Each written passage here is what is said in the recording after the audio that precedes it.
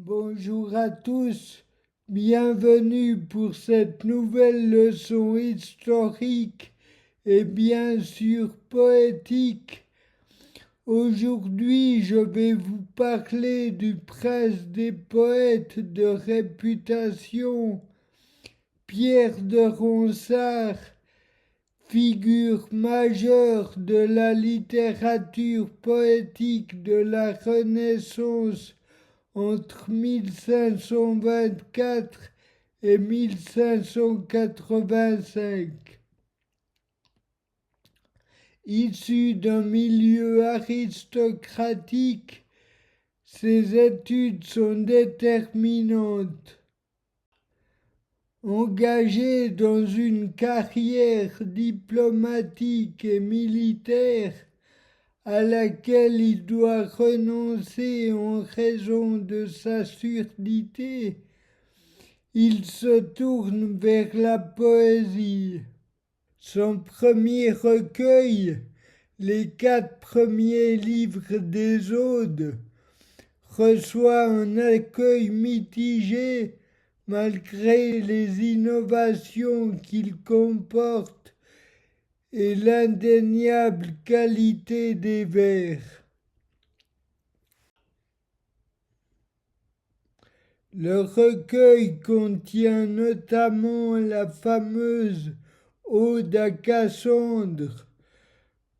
L'Ode est un poème en 7 strophes de 5 vers en décasyllabes, vers de 10 syllabes, destiné pour le chant. Dans le contexte des guerres de religion, il écrit de la poésie engagée durant la deuxième partie de sa vie.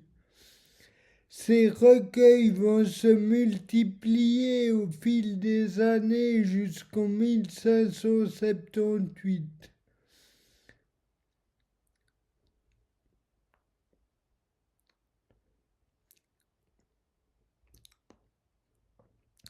Après les amours de Cassandre en 1552 et continuation des amours en 1555, comme le maître moderne de l'alexandrin, composé de 2 hémistiches de 6 syllabes chacun, par exemple le poème Comme on voit sur la branche, il écrit le second livre des amours en 1556.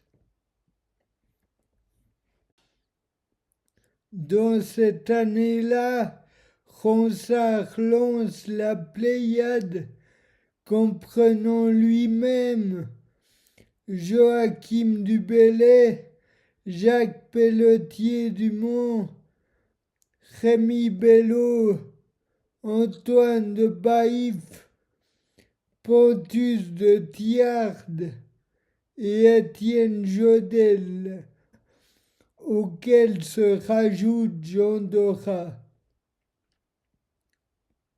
Le mouvement littéraire et révolutionnaire vise une réflexion sur les moyens d'enrichir la langue française avec une fabrication de néologismes et le rappel de mots disparus afin de redécouvrir la culture antique.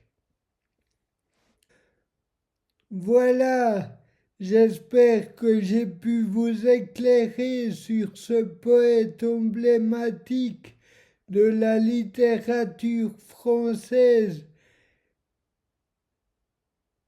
et surtout que vous avez passé un bon moment avec moi.